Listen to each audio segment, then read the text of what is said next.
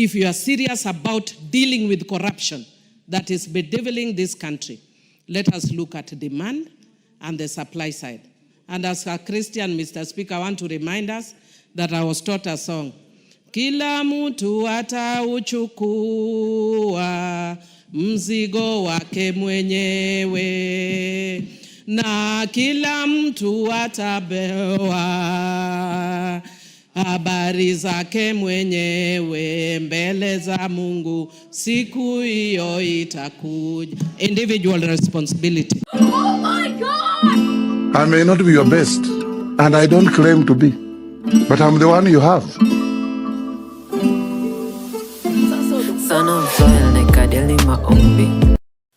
So Millie Odhiambo joined the bandwagon of those MPs who were going against Ruto and Raila, but they were mostly angry at Raila rather than Ruto for calling them corrupt. They were angry at Raila for wanting to scrap off CDF, because most of them, they use CDF for their own well-being. So I understand why they are angry. The reason they spend a lot of money to campaign or to seek that seat is because they know they can likely or allegedly loot from the CDF. And if that is taken from them, there's no incentive to become an MP. Thank you, Mr. Speaker, for giving me this opportunity. Mr. Speaker, if there is one person I admire is Honorable Raila Odinga. And the reason I admire Honorable Raila Odinga is because he's a person who stands on principle. And even if he's the only man standing, he will remain standing on principle. Mr. Speaker, I have learned from the best. And that is why I stand on principle like the person I admire, Honorable Raila Odinga, and urge my party leader to listen to the ground on NGCDF. Mr. Speaker, I also want to urge my party leader that there is one thing I've admired about him, which is equality and fairness. Mr. Speaker, what is coming out of this house is that he's looking at governors more favorably than he's looking at members of parliament, which is Senate and National Assembly. We are all your children. Look at all of us favorably.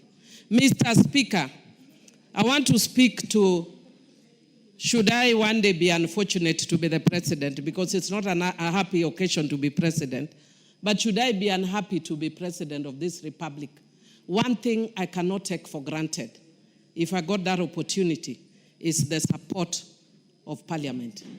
If you are a president, do not take for granted the support of parliament.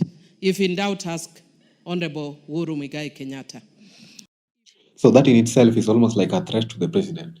And I have a speculation that Ruto and Raila, they're planning something big, that we might have a referendum to do away with MPs because their role has become redundant and we no longer need them. And even if it's come to the matter of bribery, since there are more than 200, it's tough to bribe all of them to for them to do whatever you want. And if you can only remain with the Senate, then it will be easier to bribe the Senate institution because they're only 47 or around 50 something, then they're less than 100. And it will make the Senate more powerful, which will be right because the MP role is kind of redundant and we're just overrepresented.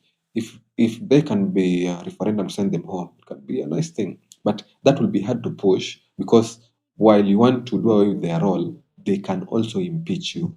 And at the moment, Ruto is quite unpopular. But if he runs a referendum, I feel like I'd vote to do away with MPs. What about you? Mr. Speaker, finally, on corruption, there's demand and there's supply side. We have had, and we keep hearing a lot on supposed or alleged demand. As a governance expert, tell us the supply side. If you are serious about dealing with corruption that is bedeviling this country, let us look at demand and the supply side. And as a Christian, Mr. Speaker, I want to remind us that I was taught a song. Kila mtu atauchukua mzigo wake mwenyewe, na kila mtu atapewa habari zake mwenyewe mbele za Mungu, siku hiyo itakuja. Individual responsibility.